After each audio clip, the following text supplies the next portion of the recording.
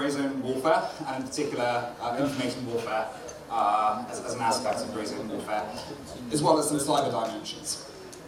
I'm joined for this session by Colonel Vinayak Bhat. If you please join us on stage, sir.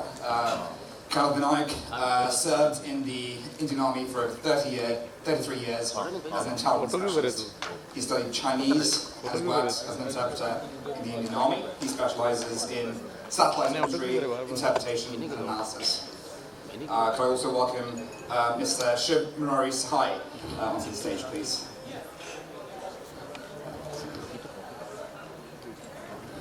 This is Mr. Know about RSS. Can I also welcome Dr. Patil onto the stage, please. He's a senior fellow at ORF and earlier worked as assistant director at the National Security Council Secretariat, wherein he landed counterterrorism, handled counterterrorism, regional security, and the Kashmir desks. And finally, can I welcome Mr. Aditya Kaul onto the stage. Aditya Kaul is a well-known Indian journalist with over 14 years experience, and at present he's the executive editor of TV9. Earlier he was the group contributing editor of CNN News 18 and Network 18 and anchor at Republic TV.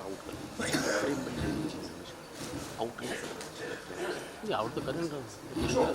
We're just interrupting things briefly for that. Apologies for the interruption. Our chief guest, Ambassador Lakshmi Puri, has joined us. Ma'am, we request you to kindly garland the deity over there. And I also request Dr. Jain to kindly join us on stage.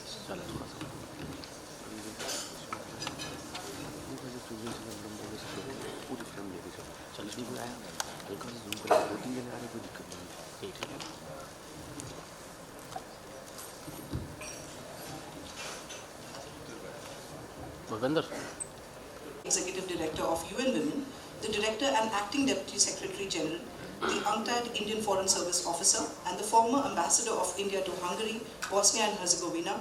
Throughout her career, she has focused on women's empowerment and rights and led the implementation of UN-wide accountability for gender equality. After joining the UN Women's senior leadership team in 2011, she positioned the organization as a key player on the global stage and helmed its involvement with the Rio Plus 20 conference and Commission on the Status of Women. I'm truly honored to have you here. Thank you so much for joining us.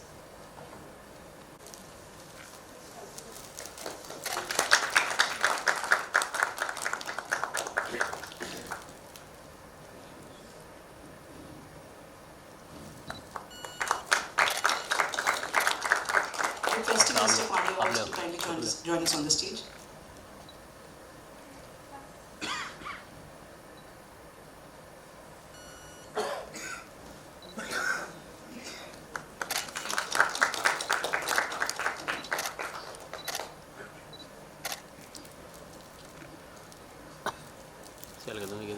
Thank you, ma'am. Over to you, Lynn. Thank you. Yeah, we're here to discuss a really pertinent, topical, and important topic. Grayzone warfare, something that we're increasingly seeing across the world dominate outcomes for various nation states, and in particular information warfare. In my view, personally, it is the challenge of our time, tackling disinformation and ensuring that democracies are resilient against disinformation, both from domestic actors as well as nation-state actors and non-state actors from abroad. But that said, I'd be biased. So brief preamble, the work that we do. There's 200 of us around the world, including 5 members of the team who joined here, and it's primarily to support the public sector, mitigating risks and challenges faced due to disinformation, as well as platforms such as Meta, Google, etc. We help them operate in a safe, responsible, and compliant manner. Focusing firstly on I guess, the area of disinformation and information warfare, there's a number of challenges that we see today occurring as a result of disinformation. So first off, there's threats to critical national infrastructure that are posed due to disinformation. We've seen around the world 5G towers being attacked due to disinformation campaigns, nuclear power plants being attacked due to disinformation campaigns, We've seen social cohesion issues that have resulted of disinformation campaigns. Even issues to territorial integrity, at least 3 of them incredibly visible in the Indian context. In addition to that, from a modern kind of warfare perspective, there's a clear impact that disinformation, when it's targeted at our armed forces, has when it comes to troop morale, war support, and these are all areas that are just touching the fringes of where disinformation is impacting India today. A lot was spoken in the previous panel about the journey that India is excitingly going on over the next 5, 10, 15, 20 years, which is a great journey. But there's clear risks that lie in its path. And one of those is certainly disinformation, and how disinformation can potentially even poison how we go about making decisions. Not just from a policy perspective, but in real time, when sensitive situations occur. Actually, this is something that we've been working with some stakeholders in NATO on, and what they're really worried about right now is what happens if tomorrow there's a deep fake of a nuclear bomb attacking Kiev. How do they react? They have sensors and other sources of intelligence to debunk such things, but what if it is full frontal deception on all fronts? What does a response in that tight nuclear decision-making loop look like? So we can go into kind of hundreds of areas of risk exposure as a result of disinformation, but fundamentally it feels like there's all these challenges that there needs to be a way in which we identify these campaigns that are at play at the tactical, operational, and strategic level, and find ways in which we build our resilience. I'll close with probably a provocative statement. Given the level of risk exposure disinformation's opened democracies asymmetrically to, it's almost as if disinformation is the new WMD. So with that in mind, I'd like to invite Colonel Vinayak Bhat first on stage to talk about Grayzone warfare broadly, as well as information warfare and disinformation, and the challenges that he sees, as well as hopefully some solutions.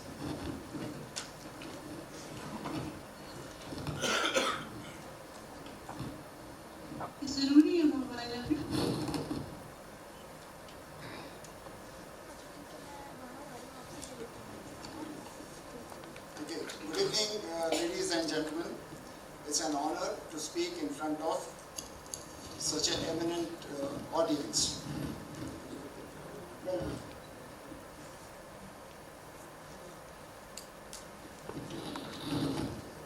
you make out what ocean is this? Well, this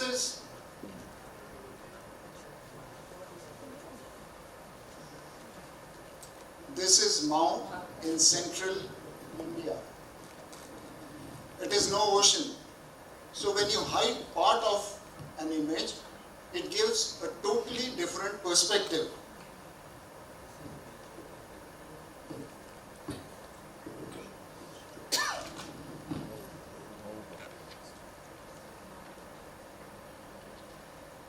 Okay, so let's learn some lessons from Mahabharata. Everybody knows this thing. Ashwathama Hatohata. That rumor was spread. But nobody could hear Narova Kunjarova. Why? Because the bugles were blown, conches were blown, and the drums were beaten. And who was targeted? Next. It was Guru Dronacharya. He knew very well that his son is immortal. Ashwathama was immortal, yet he believed it because the Dharmaraja told him so. And the rest of the part was never heard by him, and he gave up his arms and he was killed by Drushtadimna. So this is malinformation, using the personalized information to hurt someone. Next. Psychological warfare was used by Sri Krishna. He was the biggest illusionist. He knew everything, what to do, how to do. So when Arjuna and Duryodhana came to him, he chose Arjuna and the army went to Duryodhana. All three were happy because they all felt that they were the ones choosing. But actually, the Lord was choosing. Next. So this is propaganda. This is Abhimanyu fighting in the center of Chakravyuh. The closed mind was used. Everybody in Pandava army had a closed mind for Chakravyuh. When Arjuna was not there, nobody could enter it, except Abhimanyu. He only knew how to enter, but he did not know how to come out. So while facing 7 Maharathis, he was stabbed in the back by Jayadratha. So what happened? Arjuna vowed to kill Jayadratha by the next day evening. The Kauravas were very happy. Why? Because it was very easy to hide Jayadratha. But then there comes the illusionist. Sri Krishna sent his Sudarshan Chakra onto the sun so that everybody felt that sun has already set. Jayadratha came out of the hiding hearing the fake news. And there it was. He removed the Sudarshan Chakra. The sun was there. Jayadratha was there right in front of Arjuna. Next. So these terms, hybrid warfare, Grayzone warfare, asymmetric warfare, they're all confusing. They're confusing our minds. But what is happening actually, the dangerous thing is we are confusing whether it is war or peace. Some experts say it is tacticization of the strategies. Next. Well, but what does the Chinese feel about it? Well, Chinese have a different thing. They call it Sanchan. That is the 3 wars. Chinese have unleashed 3 wars on the entire world. Psychological warfare, media warfare, and the legal warfare. Now, how many of us know how to read the Chinese? Very, very few in India today. So if we don't know the language of our adversary, how are we going to communicate? How are we going to understand what he is thinking and how he is going to fight the wars? He is very clear in his mind. He is going to have these 3 wars. Mind you, they are wars, not strategies, not policies. He is at war with the rest of the world. Next. Now what does he do? On the internet, he posts such pictures of Taiwan, 4 kilometers. Taipei is 4 kilometers. The tanks are rumbling. The Chinese tanks are rumbling and going towards Taipei. But what exactly is it? Next. So this is a model. Actually a model. Pictures are being taken on the ground. There is nothing to it. But then he creates a hysteria. Next. They are using intelligentized warfare. What does it do? The PLA is using it only to accelerate the OODA loop. Please Google John Boyd's OODA loop. That is the decision-making loop, which has been hastened. Next. This is how he goes on to the social media. I see this picture on many youngsters' DPs. Please notice that it is not a serpent. What is it? A dragon. And where is it lying? On the torso, not in the neck. So somebody who has painted this is most probably a Chinese and does not understand our religion. Next. So these are kinds of apps which make avatars. It is China is getting into India in every which way. Next. And who is doing it? The girls like this, with a cup of coffee and 150 odd pads. She must be controlling at least 1500 odd, handles on various social medias. Next. Nowadays we see their print media also, which is controlled by the government, getting into it. They are deriding US and any other country, whichever is trying to oppose the CCP. Next. This is India. Next. Well, this is particular training area in Zhuruhe. That is in the northeast of China. What does it have? It has the Taipei's presidential palace. The buildings around are the same. Satellite imagery you can make out whenever they feel like, the PLA feels like, they come here, do the exercise. And who gets pressurized? The USA, Taiwan, and rest of the world. They get pressurized, so something is going to happen in Taiwan. Next. So this is the power of social media. What does it do? It disseminates high volume of information at a very, very low cost and a very high speed. What does it do? It impacts your thoughts. It changes your beliefs and attitudes. It molds your opinions to the Chinese narrative. That is what they are trying to do. They disrupt your social values. Your norms and ethics are lowered. And they are trying to tear the fabric of your society. Next. Well, whenever the word modernization comes, China shows this particular area of Putung. Putung is in Shanghai. Well, it is a big city, but only this area is shown. Let us see it on the satellite image. Next.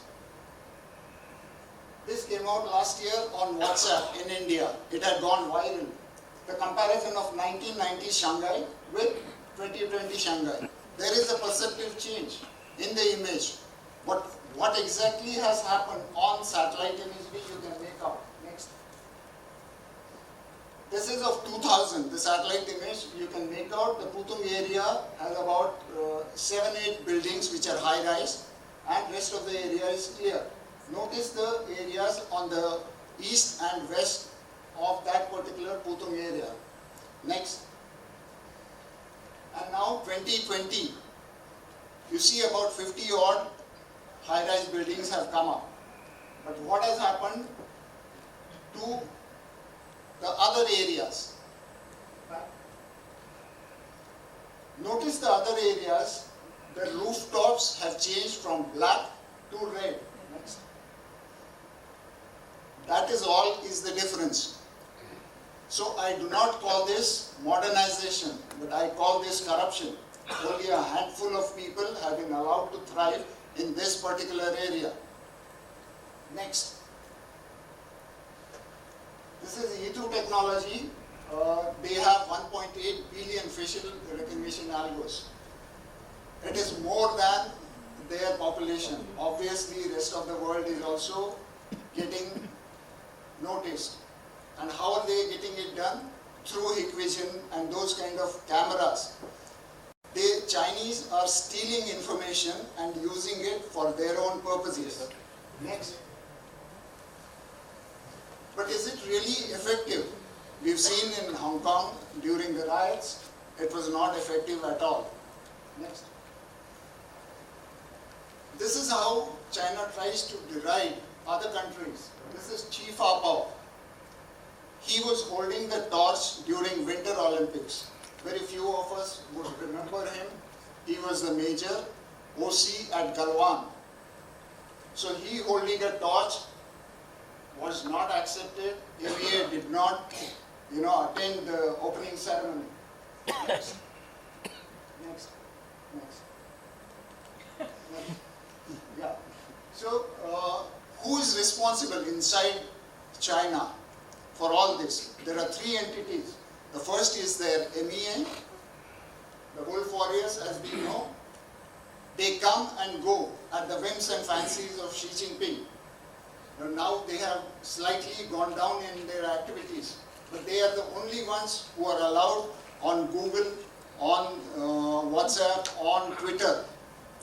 Nobody else in China is allowed. These apps are banned inside China, but otherwise the Wolf Warriors are carrying out the narrative and spreading it wide and fast. Next. The second is this United Work Department. They are the ones who are funding the students, the newcomers, lots of people. Next. They also write in bigger, newspapers like New York Times. Opinion articles are written. Hindu also, we have seen the front page entirely in Chinese. Next. And who is helping them? The overseas Chinese citizens. Next. This is Derek Ma, who was seen with Joe Biden recently. Next. And they are all connected to Chinese intelligence systems. Next. The third entity is the PLA's Strategic Support Force. Next. If you see, they have 7 cores in space system and 6 core level units. They are huge, massive. And there are 6 core level units in the network system. So whenever somebody tells me PLA has reduced its strength, I tell them to rethink. Next. Well, this is one such top secret unit which was identified in Shanghai, very much located inside the city, and they were doing hacking all over the world. The USA recognized these 5 stalwarts of that particular unit and banned them. Center one is Major General Sun Kai Liang. Next. So what do? They do computer network operations, computer network exploitations, PSYOP, SIGINT, and name a thing and they're doing it. And these are their targets. And anybody who speaks against Xi Jinping and the CCP is certainly a target. Next. What is it doing with big data centers? China's Kultural has the maximum number of big data centers. They're trying to go underground. Next. This one is Tencent's big data center. The civil agencies, civil companies are going underground. This is 60 meters deep. It is totally bomb-proof. Why do they do it? Because tomorrow, in case of emergency, they are going to bomb your data targets, data centers. They will target them. And they want their own data to be very, very safe. Next. Notice the layered entrances. That is what they are trying to do. Next. Next. This is Huawei's big data center. Again, it has gone underground. Next. Yeah, the global cyber surveillance. You know that China is constructing buildings all over the African continent. This one is African Union's headquarters. Underground is the data center, again constructed by the Chinese. The data was being supplied to Beijing every night. Next.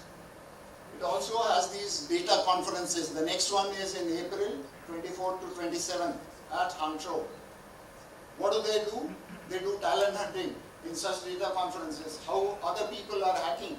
How they are working on hacks.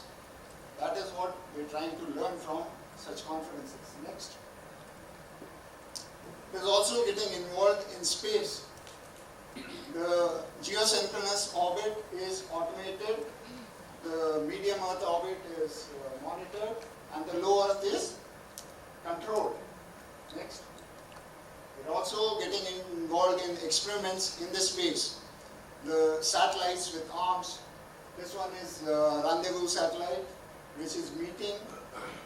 Next. The latest one is TJS-3. Well, that went near USA 233 and USA 298. These are US Space Force communication satellites. It went as close as 6 kilometers. What it is trying to do? It is trying to see if it can be hacked and controlled later.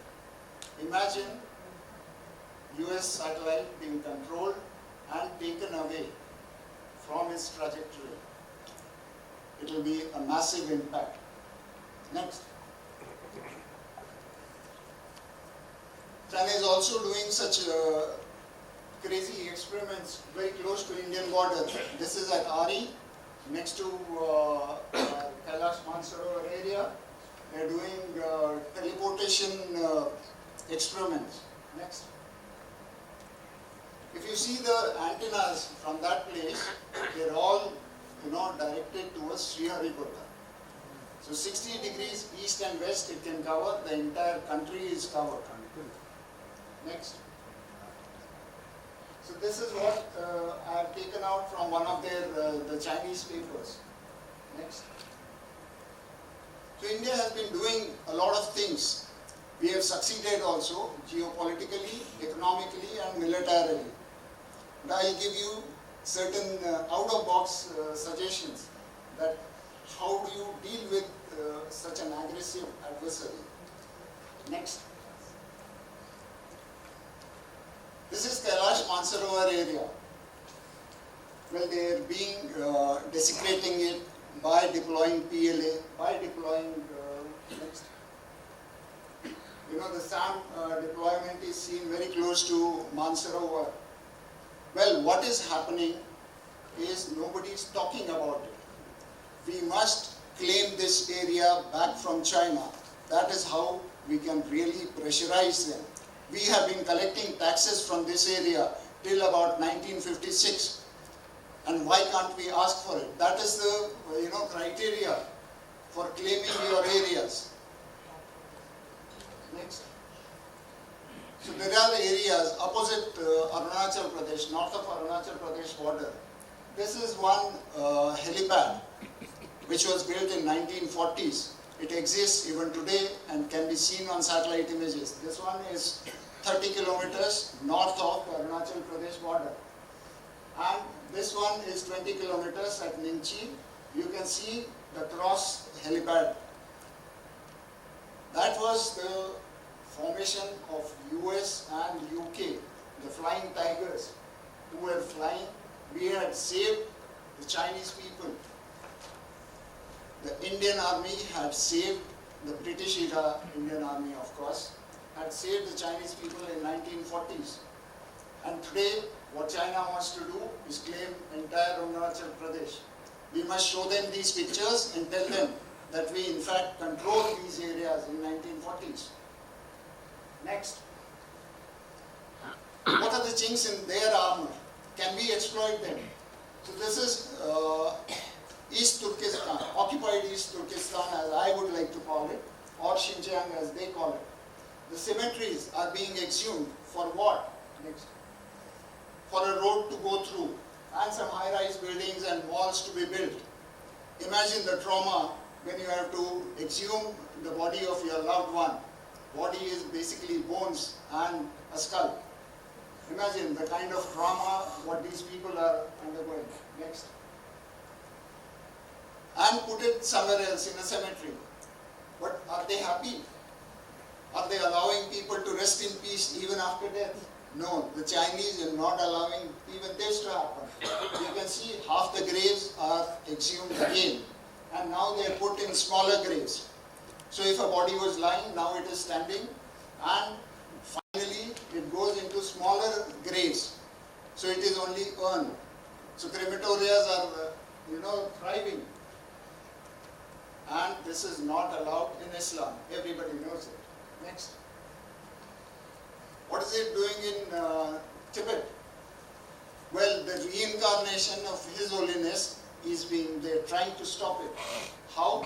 This is the Vision Lake, Lama Latso, where the senior lamas go and, circumambulate, pray there, meditate. That is how they get the vision. Who is the next? His Holiness. What has China done? They have put a PLA post there and stopped all movement. Next. This is Chokargal Monastery where they are supposed to stay and go ahead. It was destroyed in 1950s, but now they have a small prayer hall. PAP's barracks, they are massive compared to the prayer hall. So you know who is in control. Even the lamas know who is in control. Next. Super interesting topic there. Okay. We're running slightly late on time. Yeah, this is a spy balloon manufacturer. There is nothing civil about this. You can see the aircraft. It is a fighter aircraft which is lying there. Okay, next. We must identify these scientists and get them banned. So the last thing which I will tell you is, in case, we all keep saying China has no respect for international law. So why are we allowing it to sit in the UN? Why cannot we make a motion to expel it from the UN itself. Thank you very much. Again, just in the interest of continuing to make this interactive, I'd love to ask the other panelists if they have any thoughts on two things in particular. First, what's the difference between the Maharana generation and the, let's call it the Instagram generation, in how disinformation is working? And any thoughts that each of you have, particularly on China, and where it is in terms of its capabilities in terms of information warfare, and what you have been seeing in your experience that's impacting India's interests both domestically and abroad. Just a general question, both general questions to everyone on the panel, in case you'd like to take them. Okay. Just to answer your question, I can't answer the difference between Maharana generation and Instagram generation, frankly, but I can tell you, as a journalist, I have had the opportunity to have interacted with, not only interacted, but being in the, headquarters of the Chinese propaganda arm, China Radio International. I visited there a few years ago, and the irony is that they had, at that time, they had a language, they had broadcasting services in 58 languages. Hindi was one of them, and the Hindi service had 22 people. 20 of them were Chinese, 2 were Indians, and these 20 Chinese, they were peddling, of course, all the content about the birth and India thing. But these 20 Chinese, they were trained on the scholarships given by the Indian government at Kendriya Hindi Sansthan and Jawaharlal Nehru University. And this, I don't know whether this is happening right now or not, but and I think certain things are kind of unavoidable also. But this is how they operate, and they are very clear about and let me tell you, on the border areas, especially on the this Bihar-Nepal border, you have a number of fan clubs of China Radio.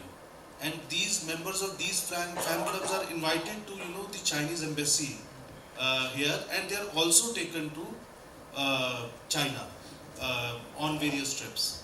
So on free trips, and I can tell you this with authenticity, because I was executive editor of IANS for 6 years, and Xinhua was a partner of IANS, because for audiences who are not aware about it, there is a regulation in India that no foreign news agency can circulate their content until and unless they have an Indian partner. They have to do it through an Indian partner. So IANS, India Broad News Service, which later became Indo-Asian News Service, so that was a partner of Xinhua. And so I had the opportunity to interact very close. So they operate at a different level. And I also want to bring in another question. In fact, I wanted to start with this very thing, and I think I'll finish it off also. Then we can move on to the next panelist, because we are already. See, I just want to bring in 2 points. One is that now it's a multi-layered content game. I'll speak a little bit on content, and then I'll come to this Chinese thing also. On 21st of March, and I'll leave the audience with questions, and of course we have people from ministry also, and it's not questioning them, but it's a question, I think, which these are questions which need answers. So on 21st, about the multi-layered content, that how we get kind of misguided, and even the very sharp politicians or very sharp policy makers. On 21st of March, Wall Street Journal published an article. It was written by a columnist called Mr. Mead, and he is a US scholar, foreign affairs expert, and the title of the column was "Why BJP is the most important party in the world." Everybody has gone gaga over it, and the interesting thing is that he sings all kind of praises about that why Americans should engage with BJP, why BJP or RSS is not a very that kind of an orthodox or these kind of orthodox organization, not anti-minority. The very sentence, the very first sentence when he starts talking about BJP is that BJP is partly like Muslim Brotherhood. So this is the subtext which they are peddling, and which and has quoted, as if, the story was very positive about the Indian government. The story was not. The subtext was very different.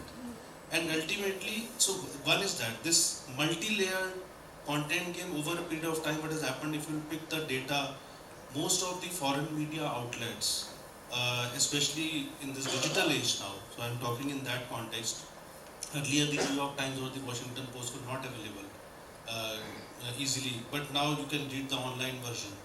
So, and if you pick the data, you will see that they are getting a substantial number of readership from India, and they're getting a substantial revenue also. That's why the coverage and the number of stories have increased very significantly. But there are also journalists who are not actually basically absolutely discredited journalists. They are writing columns there. And I happen to meet, a number of foreign media persons in Delhi. They are not even observing the basic ethics of journalism in terms of, taking versions of both sides. One is that. The other thing which the question I want to bring up is that, okay, we know largely, most of us know here that how challenging the situation is when it comes to information warfare. I have failed to understand why India has not been able to set up a news agency which has correspondents all across the world. What is happening, even when you are reading about your neighbors, whether even it is about Sri Lanka, Nepal, Bangladesh, which are the copies which normal readers do not know. And even, I can say when people, we prepare for UPSC and come to civil services, so we read, the foreign pages very carefully. And a normal person wouldn't understand that from where all these reports are coming. These reports are a mixture of, there is a small line which generally they give, if they're not giving credit to the agency, with inputs from agencies. Or there will be a byline, agencies. Now what are these agencies? AP, AFP, Reuters, DPA, Xinhua. There is not even a single Indian agency. Of course they will peddle this whole information from their perspective. So that's why your perspective about Bangladesh or your perspective about Nepal, even your neighbor is being formed, and students who are reading this, so that thing is deep in their subconscious. Even when you go to the civil services, even you are a very patriot or this thing, but your thought process has been mounted. So I think why can't we set up an agency, and no Indian newspaper or no Indian news channel has correspondents. There are some stringers somewhere, or probably there will be a correspondent in Washington, or New York or London. But even then, there are mostly basically stringers. Even in China, I'll tell you, as Sir was saying, in China we have I think a PTI correspondent. We have a Hindustan Times correspondent. Happens to be a friend of mine. And even Indians have, not been able to post correspondence, even the Indian media outfits in China. So all that I want to say is, I think the solution, if you want to look at to begin with, is basically to have, and Xinhua is the now the biggest news agency in the world actually. They have bureaus all across the world, and in not only all major cities, but even in other cities. So I think that is also a thing probably you can learn from but until and unless we have a news agency which has correspondents all across the world, bureaus all across the world, well-trained bureaus, well-paid bureaus, I don't see whatever we may do. I think it's very difficult to meet the challenge of information warfare. Thank you. Related very much to this, I think the way in which we've seen tactics in the field change over the course of the last 5-6 years, it's worth noting. The number of countries that have any kind of computational propaganda capability in 2016 was about 12 countries in the world. Now it's 90 countries. So the ecosystem itself has gone so messy, but at the same time, the technology curve is ramping up. So the answer I wish someone had shared was, I think the key distinction between the Mahabharata and the Instagram era is technology, right? That's the big difference. I think when a trunk was blown, probably they might have heard it, but on Instagram the whole world is hearing it, and it's moving at the speed of light. Can I butt in, please? See, the difference, in my opinion, is not at all there. Gita starts with Sanjay Uvacha. Sanjay was there, seeing it probably through something like CCTV and giving every account detail to Dhritarashtra. They were somewhere else. The battle was happening somewhere else. So actually the technology was so advanced, the kind of weaponry that they used was so advanced. It was much advanced than what we have today. Thank you.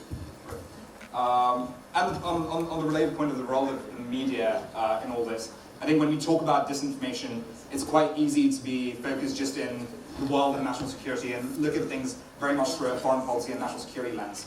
But in the march from 2016 to 2023, if you analyze, say, Russian efforts at manipulating the US election in 2016, 2018, 2020, and the midterms that have just gone by, what's changed? In 2016, they hired a bunch of content farms in Macedonia, West Africa, etc., and they basically wrote content. And PsyOps operators effectively in Russia, similar to the screen that you shared in China, effectively engineered these campaigns towards a particular objective, whether it's to sow discord or whatever. What happened in 2018? Not the same thing. The Russians weren't content creators anymore. Why? Because there's a private sector side to this as well. Those same content farms, they're like, okay, we don't need to be content farms now. We can be an agency that not just one country uses, but multiple countries can use. And they started producing not just content, they looked at what vulnerabilities existed within a nation, within communities, because of just differences in views, etc., which are particularly heightened in democracies. And they started targeting those vulnerabilities instead of generating new messaging and new campaigns. And what was the difference in 2020 and 2022? You just have to go to an agency with an objective, and you could be any country, and a campaign would be deployed. And looking forward, there's been so much noise over the last few months on ChatGPT and similar AI technology. If you just look a few months forward, you're going to be able to fully automate influence operations end to end. No one knows how well they're going to work yet, but again, extrapolate far enough. That's all you need to do. ChatGPT or whatever influence GPT, create an influence campaign that swings the population sentiment in Arunachal Pradesh towards the PRC, and it will do it. We need to know how. We don't know how effective it will be. All these things have limitations. But that's the rate at which technology is moving, and lots to understand how folks at esteemed both technology play a role in the challenges we're facing, but also hopefully in some solutions that we're seeing. But notwithstanding that, I know we're behind time, but I'd love for Dr. Patil to share some thoughts. I actually will go back to the question that you asked about the difference between the Mahabharata generation and the Instagram generation. And I would actually flag three. One is the level of attention span. Today's generation has much shorter attention span, which basically means that it's basically, the players of disinformation had a field day. Anything which you have to produce, give it 30 seconds, Instagram reel, or a TikTok video, not in India, but outside, or a YouTube short, okay? Done. That will be, then cashed on by, taken on by the bots, and it will be made viral. The problem is, the counter of that, doesn't have the same kind of reach and doesn't have the same kind of audience. Okay, it will necessarily have a much limited reach, and that is a big challenge, and that's I think the difference between the Mahabharata generation and this generation. The second is what you talked about, the role of technology. I think the sheer availability of tools such as deepfakes, the ChatGPT, has made disinformation much cheaper and much possible. Okay, because now anyone can lay their hands. You basically try ask anything to the ChatGPT. It will give you a much more realistic. That how the information on ChatGPT is actually a made-up information, right? With all generated sources and those kind of things, citations and those kind of things. So I think that's the second difference. And third is I think the social media platforms. The Mahabharata generation is what you would like to see, and the algorithms are basically taking the lead from there. And that in a sense I think is again acting as an enabler of disinformation. As I said, disinformation on steroids. So I think that's the big difference when it comes to the previous generation and this generation. Now when you talk of South Asia, I think one of the other important factors that we often overlook is the fact that this is the first generation internet user base, right? Many new people are getting onto the cyberspace for the first time. They do not have the awareness of what to do and what not to do when it comes to cyberspace, when it comes to social media platforms. As I say, they lack cyber hygiene, right? And that's, I think, the biggest vulnerability, because what kind of digital literacy you have to, in a sense, distinguish between a genuine content and a fake content, right? Of course, now there are the fact checkers, and all of them have made it somewhat easier. But fact checking is also not being weaponized, right? So that's the challenge for South Asia. The second challenge for South Asia is much of the content here is actually non-English language. And that's again a challenge for even the social media platforms, fact-checking companies, as well as for the content moderation. Because how do you keep on checking something which is not, not in English? Because much of your staff is actually, trained in English language. And the third is essentially this, which is that this information that you see, of course, everything is happening on social media, and what I call as the open-ended social media, your Facebook, Twitter, YouTube.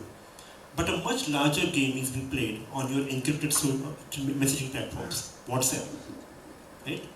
You really cannot get a handle on what kind of disinformation is being played out on WhatsApp. And I think that's the biggest challenge. Thank you, Dr. Patil. The challenge of encrypted platforms, as well as, I think, looking at how we not just regulate the content, but regulate algorithms. That's really the stage that we need to get to. And there's a lot of work happening, a lot of excitement at the moment around the Digital India Act, as well as the Data Protection Bill, and how these things will move us into a better position, hopefully in a few months and not a few years. But what's really the role of platforms there then? What's the role of platforms? Because at the moment they're in a really strange position where they are taking on some initiatives. We don't know how well they work. We don't know how selectively they're being applied. We don't know which platforms are doing more and which platforms are doing less. And we just don't have a way of measuring what good looks like. So that's what we're hoping things like the DIA, etc., promote over the course of the next few months. But any further reflections, Dr. Patil, or should we move on to on the role of the platforms? I think what we have seen, at least in India, is much more contradiction. We have actually seen platforms, contesting what the government is doing. So the government's efforts to fact check, the government's efforts to rein in disinformation, platforms such as WhatsApp has sued the government, right? When the Indian government enacted the social media intermediaries rules, WhatsApp took them to the court, right?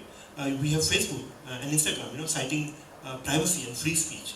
And so they're taking cover of that to contest what the government is doing, which is what goes back to what kind of solution that we can devise. I think it's necessary that we need to have an Indian ecosystem of these kind of platforms, because right now much of these platforms are based in the West, and therefore they will continue to have that selective application of regulations.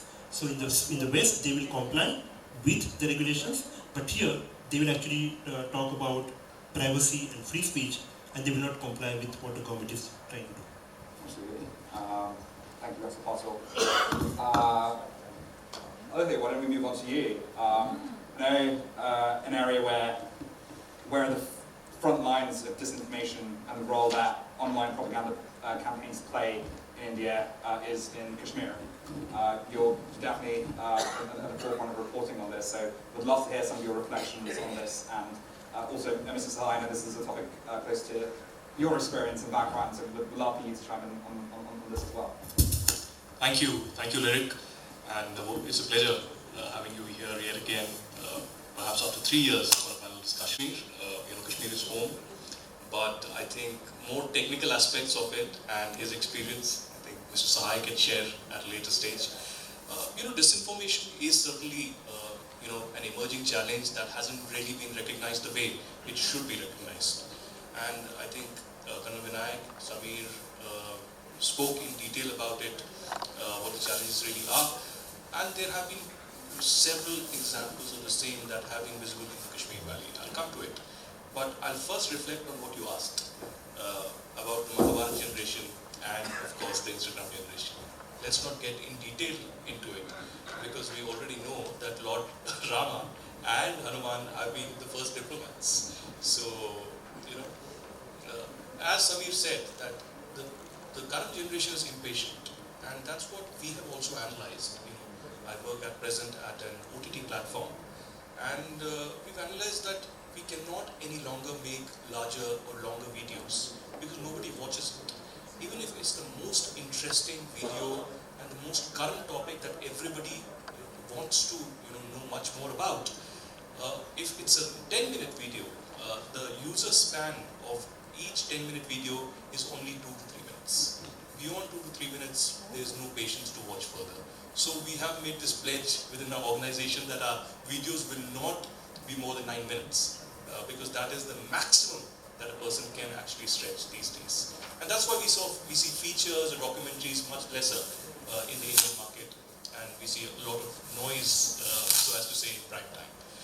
But disinformation is something that we witnessed in greater detail in the Jammu and Kashmir. I mean, of course, since 2017, 2019, we've seen a lot of changes, but it was an April affair. And disinformation was directly related to the kind of radicalization we witnessed in the Kashmir Valley as well. Even though steps have been taken, a lot has changed, but I believe that it is still underway. It is a vicious circle, and it is directly related to the conflict industry, particularly in Kashmir Valley. And no domain is left out. It's not just the politicians. It's not just terrorists. It's not just state actors or non-state actors. It's the media as well, to a great extent, that was used in this disinformation. And India has only woken up in the last 4 years to recognize this. And I believe that there needs to be a centrally monitored disinformation lab in New Delhi to monitor this. I mean, we are only now realizing the consequences. Perhaps we even haven't in greater detail dwelled into it, that critical infrastructure can be, attacked. And that has happened in our neighborhood. I mean, in Pakistan, in several other countries as well. But we are only now recognizing it. And if we recognize this now, when exactly will we realize the consequences of disinformation or misinformation? I mean, we have the EU Disinfo Lab, several other organizations looking at it. But in India, I'll tell you, since I cover the intelligence community very closely and the security apparatus, we now in the last few years have perception cells in the intelligence community. We now in the last few years have this PSYOP cells working in greater detail in the intelligence community and security apparatus. But there isn't still a centrally monitored disinformation lab that counters disinformation. For that, we only have a PIB fact check. How long will PIB fact check, counter the kind of disinformation that is coming out? Now, this disinformation is also multifold. It's not just, a few non-state actors looking at it. There are deep states that are involved. There are frontal organizations that are involved. There are newspapers and news organizations, state-funded, that are involved, be it in Middle East or the West. So you need a cohesive effort in this regard. And there has to be, I'll tell you today that the effort has to be state-led. But private players need to be involved as well. I mean, for yourself, logically, has worked with, I believe, state governments and state police forces. So why not at the central level as well? I mean, initially on some projects, there could be, alerts sent out or work in a very collaborative manner. You've done that in UK, alerting security forces and the intelligence agencies of probable attacks that could happen or situations, law and order situations that can be countered. So similarly, I believe that not just particularly in Jammu and Kashmir, not just in the northeast or not just in the Maoist areas, but in urban areas all across, there are daily instances. For instance, in the recent, who this character is. Nobody knows his background. Nobody knows, where he was all these 10 to 15 years. He's just a 29-year-old boy. And suddenly he has millions of followers all across. Suddenly there are protests in global capitals in his support, saying that, he's our leader and you cannot touch him. So I'm not saying that he's state-sponsored. I'm not saying that there is some institution backing him. But certainly there's a lot of disinformation about him that is leading to law and order problem in Punjab. So this is just a small example of situation worsening if we do not counter real-time disinformation. and the use of artificial intelligence, the use of new technology is paramount. And related to disinformation is the cybersecurity also. And I'll just sum this up in the next 2-3 minutes. A lot of equipments that we use even today, and Colonel Vinayak Bhat would agree with me completely, is Chinese.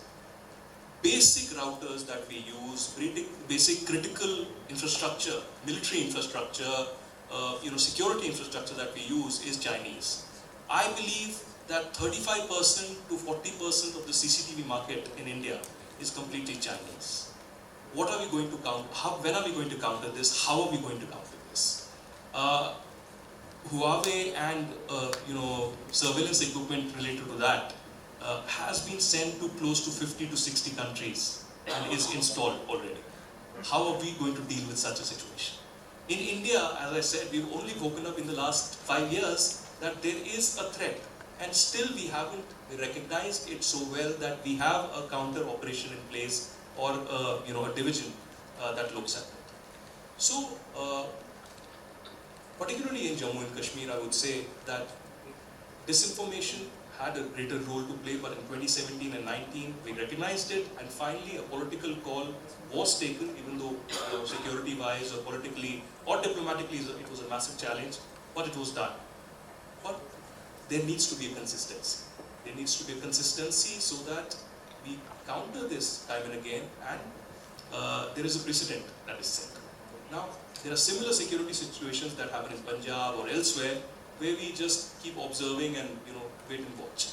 So real-time countering of disinformation is of paramount importance. As Samir also pointed out, that fake news travels fast, but the counter to it takes a lot of time to spread across. I'll give you an example. 5 years back, in a village in Telangana, the district police chief did something very spectacular. Her name is Rema Rajeshwari, and you might have heard her story in BBC or several Forbes and many organizations covered it. And there was massive fake news traveling in that village, leading to killings, leading to a lot of mob lynching, etc. And she used the local tribal villagers who was basically singers and dancers to counter that. And that was a massive success. To counter fake news on WhatsApp in that village or district, she used the local mindset. And this is the need of the hour. You have to counter it through technology. You have to counter it through algorithms and AI. But you have to use the local talent. You have to use the local brain. You have to use the local mindset as well.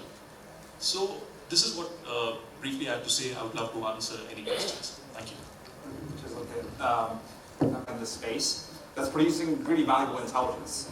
But there's two sides to this. Intelligence alone isn't the answer. We need intelligence and countermeasures. And we need to know what, given the situation, a proportionate and effective countermeasure looks like. And we need to know when to pull those triggers, when not to pull those triggers. So we really need to up our understanding in terms of how do we deal with these campaigns, both at a tactical level. If there's a fire today, yes, how do we get it out really quickly, where speed, etc. really matters. But then also at a strategic level, who are big bads, etc. So India, or in fact in many countries, I think Sweden's one of the few examples. They have this psychological defense agency that they've come up with. But that feels like it's the need of the hour. And certainly your comment on fact checking, there just aren't any silver bullets in this space. That lab will do some great work, but it has limitations. Fact checkers around the world, they do some great work, but it has its limitations. And we need to come up with this kind of bouquet of solutions that solve both for our intelligence problem and our countermeasures problem. Really thankfully for your comments. Keen to hear from you, sir, on your thoughts on disinformation from your experience and what you're currently seeing. If you permit me, then I'd like to come out of this echo chamber. So the entire conversation that has been taking place so far is all centered around what technology platforms would like to do. The discussion has to move from here to the recipient of this technology. There was talk about urbanization and unplanned urbanization.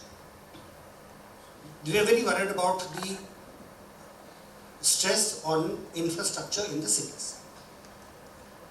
you're very worried about the attention span of the youth, which is around 20-30 seconds, maximum 90 seconds, and very rarely beyond that. Have we tried to analyze and understand why this is happening?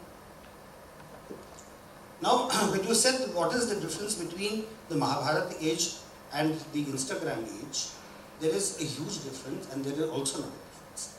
The fact is that during Mahabharata time also, knowledge was not democratized.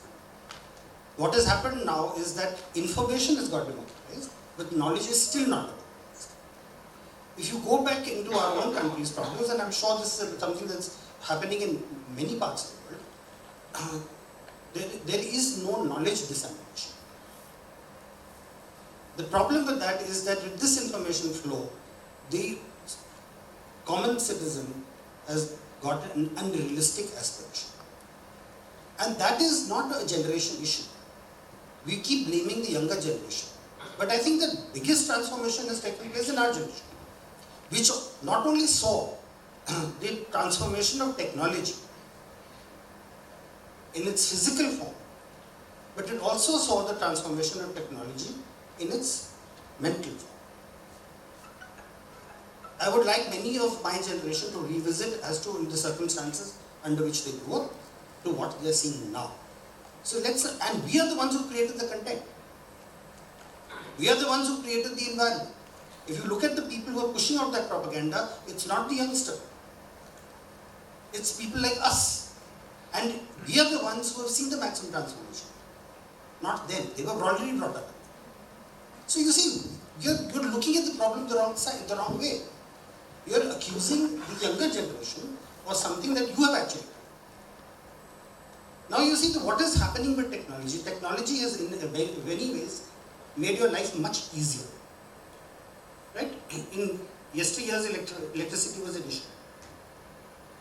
One of the standard things that you carried with you at night, at least I did when I was brought up in a rural area, was a torch. Photography was a big deal. Getting a camera into a household, my parents had visited Japan in 1971, and they got me back a camera which I still preserve with me. Of course, it has got no value now. I don't think we'll be able to get the film. But today, who bothers? You just take the camera up and you're clicking 50 shots in the same position, and then you're later on looking at the right one, and then you're editing it, and it's all become so easy. Yes, even when I was being trained in the police, one of the things that we were taught was forensic photography. How to take a photograph, how to develop the photograph, and how to study it. Those days are long gone. And there are so many things. Entertainment. You can download hundreds of songs on your phone. Earlier you had to use an LP or then it became a cassette. And now then it became a CD. Now you don't even bother to do that. I had very generously offered my staff at home that I will give you my television and my this thing. They came back to me. They said, sir, we don't want all this. You just give us a box in which we can use the Bluetooth to see what we have. Now, that generation of people have got a lot of time in their hands. India's biggest problem is that 50% of our people are employed by the agriculture. And the urbanization may have now gone up to about 30%, but 70% people still live in the rural areas are dependent on agriculture. Those people, because of mechanization, because of the breakdown of the land holdings, have become relatively free. Now they are very, very susceptible to all this that you have been talking about. And this is not true for only India, it is true for South Asia. I am sure it is true for many countries that have got a sizable youth population. If you've got an aging population like many of the other countries, that's not your problem, therefore you're wanting to import populations. Alongside this, you have to also examine that where is your problem coming from. Now when you look at India's problems, we will talk about Jammu and Kashmir, we talk about Khalistan, we talk about Northeast, we talk about the left wing. Where are the ideas coming from? India's every internal problem is basically an external. It is connected to geopolitical issues. Why was Pakistan created? Why was this being done? These are all consequences of partition. Why were the British and the Americans so keen on creating Pakistan? So you see, at the end of the day, there is a certain larger game plan that has taken place to create this particular situation. Why is the diaspora? I mean, we have got the Khalistani flag being unfurled in our High Commission in London, but in India we don't see any response. But on the other hand, there is another very interesting development and which is very dangerous. And I will just quote these examples and leave it at that because I would expect that you should be able to come to your own decisions. In the most recent incidents in Khalistan, who have been the perpetrators? Adolescent boys belonging to Haryana and Western India, who are not Sikhs, who do not subscribe to Khalistani propaganda at all. Why are they there? Why did they go and kill that fellow, what's his name, Sansuri? No. That's another, okay, that's also one part. But the right-wing leader who was shot in Punjab, he was shot by whom? Boys from Haryana, 15 years old. The rocket attack that took place on Mohali, who were involved? Boys from Haryana. The recent attack on police station in Punjab, who were involved? Boys from Haryana. And otherwise, Punjab and Haryana have got a running battle over the sharing of the waters of the Bakra Bias. So, who's resolving this contradiction? Then, you look at the whole issue of the recruitment into criminal gangs. The interrogation of Lawrence Bishnoi, the man who was the mastermind behind the killing of Musewala. He said something very interesting. He says, I don't need to recruit people in my gang. People want to join. And he said, you know what they asked me to do? They said that if I am killed in an encounter, please put my recording on the social media. So they are finding glorification in those acts. Now you would consider it to be a criminal act. He is looking at it from a very different perspective. And I had this conversation with some youngsters and I asked them, I said, why do youngsters want to do this? They said they feel that their lives in any case are meaningless. They don't see a future. So through the criminality and being able to get short-term success and short-term recognition and short-term wealth, they say that for however many years it is there, it is worth it because there is no hope. Right? Now when you look at all that, you understand that the people who are masterminding all this, they have to address that population. And that content has been created by people of our generation. The victims of this content are the next generation. And when you talk about generations, you must accept that earlier on the definition of a generation was 15 to 20 years, actually 25 years, it depends. A generation changed over 30 years in previous decades, now it changes in 5 years. If you have a 5-year-old boy, he will have no idea what the 15-year-old boy is doing. That is what technology has done. It has shortened the generation. So alongside all this, while technology has made life easier, technology is a great thing. It has also given people a lot of time. It has given them a lot of aspiration in that time. And that is the heady cocktail which is leading to very short term and shortcuts. The whole idea of moving towards criminality is the short. Now you look at, if you expand that discussion into everything, you will see it translates into all your problems today. So that is where we need to go. And in all this conversation, the problem is that the government will always be behind. Because if you notice, the last two sessions are always, all our conversations are reactive. Somebody is going to put out disinformation, we must counter. Somebody is going to create a situation, we must counter. You have to be ahead of it.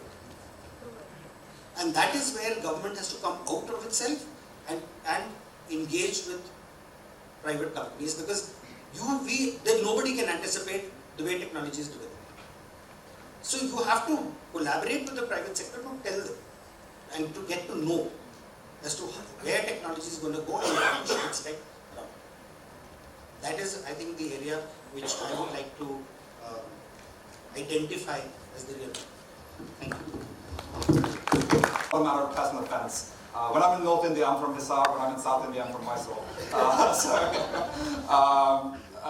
But on a serious note, though, completely, responses can't be reactive. there are vulnerabilities that are out there, not just in Maharana, across India, that need mitigating, and that's a proactive step. These incidents that are happening, we don't just need to respond to them, we can predict and prevent them. And that's really the stage that we need to get to. So, I think we're slightly running over time overall, so we'll try and park the moderated part of the discussion here, but we'll open it up to the floor for everyone for some questions and answers. The gentleman right at the back. I have one question to ask. But on the other hand, we see the emergence of Netflix series and youth waiting for that series, watching hour-long episodes, making hours of podcast discussions on it. This is an anomaly, right? And how do you see it? I'll ask. See, there is a difference in terms of the way content on news is consumed and the content on entertainment is consumed. That's why you have the news bulletins in which you generally basically move on from one story to another. Within next, it's kind of Aditya is there. So in television, it's generally earlier it used to be what we call the package, but now it's a sort kind of a thing. It's just a sound bite and then you just move on to the other thing. Or you have this concept of 100 news in 1 minute or 100 headlines. So the way it is, and you still have the soap operas which are running for half an hour, 45 minutes, or you can sit during the whole day. So it's very important to understand that the way entertainment content is consumed and the way news content is consumed. So these two are altogether different genres. So there is no contradiction basically in that. But having said that, I just want to leave the floor with two more questions, observations. We talked about artificial intelligence. So it's a practical thing which I had done. I think it's a double-edged sword, and we were already struggling with something like Wikipedia. Now we have this Chat GPT. Just type in the Chat GPT box that write an article on status of minorities in India, and you will get to know basically all kinds of lies you will find there. Now how you are going to counter that? Because these are the things which people are going to quote in their citations. These are the things which children are basically going to get their first impression when they prepare for their first debates. These are the things which even the Indian diaspora children are going to read. So how do you counter that? One is basically that. And I think second thing is that I find that I think I'll leave it at that basically. But I think this artificial intelligence business, this is pretty dangerous. The solution to this also I'll offer as a content person. I'm not a tech person. I think what these people are doing, what the AI is doing, that it is extracting the maximum number of stories which are there on top of the Google list through search engine optimization. So if we can increase the volume of content, so that is very important, and yeah, that brings me to another thing. And as Sir had said, see, the problem is that we are only talking about counter narrative. So I think the way where we have reached, I think we should leave counter narrative a little bit behind, and we should talk about the narrative. जैसे हमारे हिंदी में कहते हैं ना कि लकीर को छोटा करना हो तो उसके पैरेलल जो है ना लंबी लकीर खींचनी पड़ती है. Otherwise there is no solution. You have to draw a bigger parallel line to make the other line smaller. So we have to start thinking. We still have that colonial mindset, unfortunately, and I involve myself in that also. That's a kind of a thing which we have to carry, and it will take some time to get over it. But we still talk only about the counter narrative, because for almost 200 years the Britishers did one fine thing. They told us that we have nothing to be proud of, we don't have anything to offer, we don't have a narrative. Everything has to come from the Western frame of mind. I'm not saying that you reject everything Western. That is why we are what the Prime Minister has said, and then in this Amrit Kal, and he has given that solution. What is going to be our narrative? There's no need to be discussion on this. The narrative is our selfhood. The only thing what we have to find out is what is our selfhood. Thank you for your time. And any further questions, etc., we'll all be around for a couple of hours in case you do have any questions. So thank you all. You've been a great audience. And on a positive note, there's been a lot of doom and gloom on the panel, but generally I think we're making progress. Things like the BI, etc., we'll eventually get there. Hopefully it's tomorrow, not 10 years from now. So our collective efforts can help with that. So thank you all.